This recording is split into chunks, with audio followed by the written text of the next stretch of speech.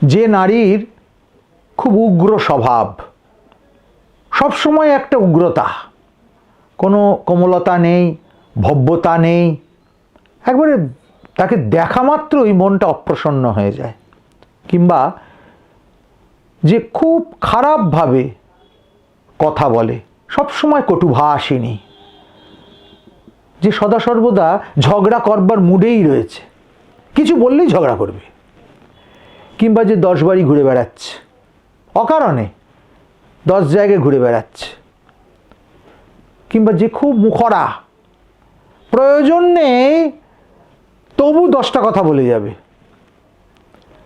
আবার কিছু কিছু নারী আছে, স্বামীর ভালো হলে তাদের ভালো লাগে না, কোনো না কোনোভাবে স্বামীর ওই ভালোর মধ্যে সে দোষ বার করে, অভিসন্ধি বার করে, এবং সেই কাজটাকে পণ্ড করবার জন্য খুব তৎপর হয়ে থাকে।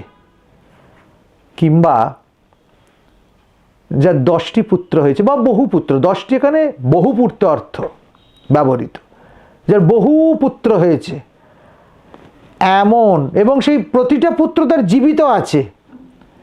শাস্ত্র বলেছে, খুব অবাক করা অথচ খুব তাৎপর্যপূর্ণ কথা, এইসব দোষগুলোর যে কোনো একটা থাকলে সেই নারীকে পরিত্যাগ করা উচিত, কেননা সে কোনোদিন সুখকর হবে না, তার দ্বারা সুখ লাভ হবে না।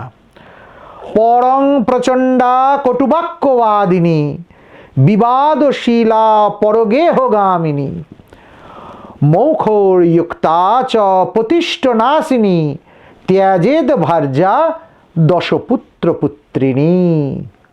এইসব গুণ থাকলে তাকে পরিত্যাগ করাই ভালো, কেন সে সাংসারিক সুখ দান করবার যোগ্য নয়। ঋষিদের যে কত দূরদর্শিতা ছিল, তারা যে সমাজ এবং সংসারকে কত গভীর এবং সন্নত দৃষ্টিতে দেখেছে, এই স্ত্রী চরিত্র, এই খল মুখরা, দশপুত্র পুত্রিনী, এইসব স্ত্রী চরিত্রগুলোকে এমন অমোঘভাবে, অব্যর্থভাবে বিচার করা থেকে আমরা বেশ বুঝতে পারি সমাজ দৃষ্টিতে তারা কত নিপুণ ছিলেন।